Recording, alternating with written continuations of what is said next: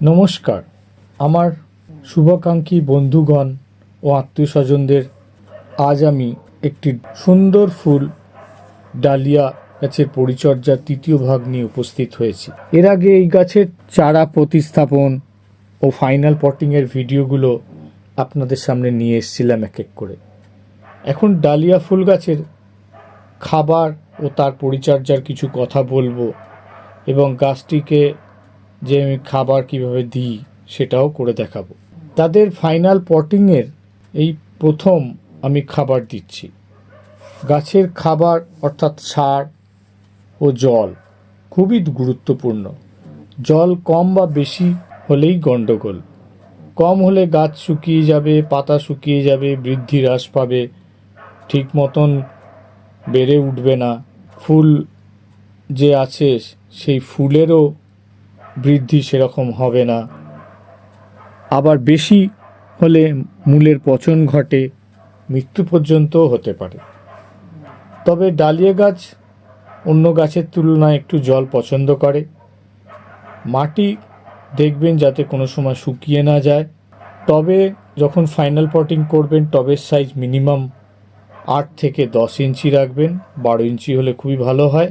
এই টবগুলি যখন আমি প্রতিস্থাপন করছিলাম গাছটিকে, তখন 3 থেকে 4 ইঞ্চির একটা হাইটের মাটি দিয়ে তারপর গাছটিকে বসিয়ে আধা টব মাটি দিয়ে ভরে দিয়েছিলাম।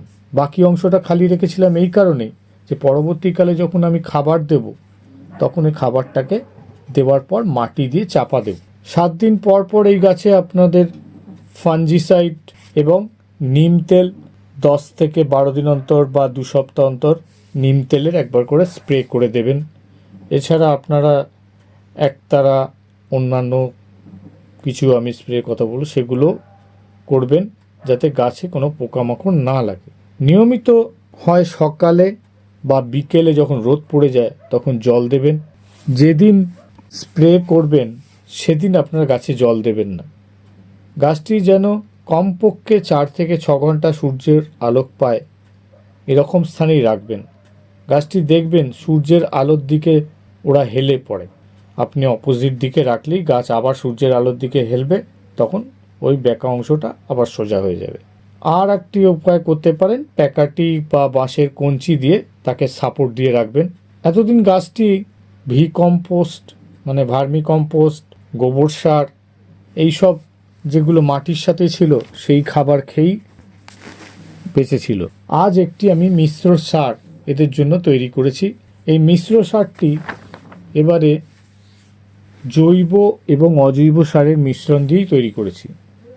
এতে আছে পুরনো গোবর সার, সর্ষের খোল, শিম কুচি, হাড় গুঁড়ো, ডিমের খোসার গুঁড়ো ও অজৈব সার। এই অজৈব সারের মধ্যে কিছুই নয়, মাইক্রো এলিমেন্টস বা মাইক্রো নিউট্রিয়েন্টস আমি বাজার থেকে অনলাইনে কিনেছি, সেটাই মিশিয়েছি এর সাথে একটা প্রপোর্শনেটলি। যে প্রপোর্শনটা বলতে পারেন একটু আন্দাজ মতোই, কারণ এবারে খোল জল করার একটু সময় আমার চলে গেছে, তো এই আমি মিশ্রণ করেই এবারে গাছেদের খাবার আর কি আমি দিয়েছি। গাছকে খাবার দেওয়ার আগে ভালো করে টবের মাটিকে খুঁচিয়ে মাটিটাকে আলগা করেছি। মাটি একদম ঝুরঝুরে করেছি, যে মাটির মধ্যে কোনো যেন ডেলা না থাকে। তারপর আমি খাবার দিয়ে দেবো। এই খাবার দেওয়ার পর ভালো করে জল দেবো। এবারে একটা আমি এক্সপেরিমেন্ট করেছি, সেটা হলো দুটো গাছের টবের আমি একটা সবজি সার বা সবজির যে খোসা হয় বাড়িতে ফেলে দেওয়া হয় সেগুলো দিয়ে একটা লেয়ার করেছি। এগুলো কয়েকজনকে আমি ব্যবহার করতে দেখেই আমি এটা অনুপ্রাণিত হয়ে এই কাজটি এবারে করেছি। দেখি রেজাল্ট কীরকম পাই, বলে আগামী বছর আমি এটাকে খুব কাজে লাগাবো। ভিডিওতে আমি যেভাবে সার দেওয়ার আগে মাটিকে খুঁচিয়ে তৈরি করেছি আপনারাও কিন্তু তাই করবেন।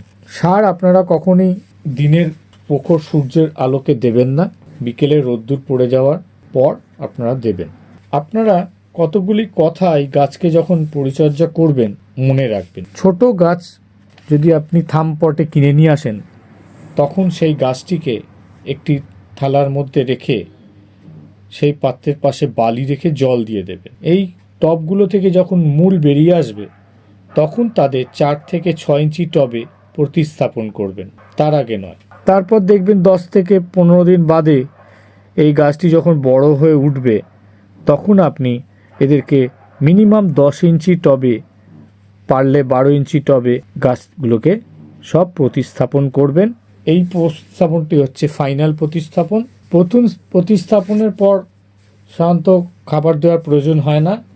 মাটির সাথে যে আমরা খাবার হিসেবে কম্পোস্ট বা গোবর সার দিই সেই খাবার খেয়েই বেড়ে ওঠে।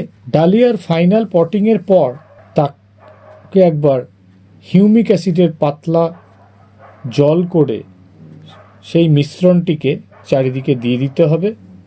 এতে গাছের রুটসের বৃদ্ধি খুব সুন্দর হয়। এছাড়া এই গাছে অনেক লেদা, জাপ পোকা বা মাকড়ের প্রভাব দেখা যায়। সেক্ষেত্রে আপনার ডাইমেথড গ্রুপে 30% ডাইমেথডের গ্রুপের যে কোনো ওষুধ 1 মিলিলিটার পার 1 লিটার জলে মিশিয়ে স্প্রে করে দেবেন। খাবার হিসেবে আপনারা খোল জলকেই ব্যবহার করবেন বা গোবর সারের জল করে দিতে পারেন। গাছটি যখন বেশ ভালো গ্রোথ হবে তখন দেখবেন গাছের, এছাড়া গাছের টবে আপনারা মাইক্রো এলিমেন্টস বা মাইক্রো নিউট্রিয়েন্টস অল্প করে চারিদিকে ছড়িয়ে মাটি দিয়ে চাপা দেবেন।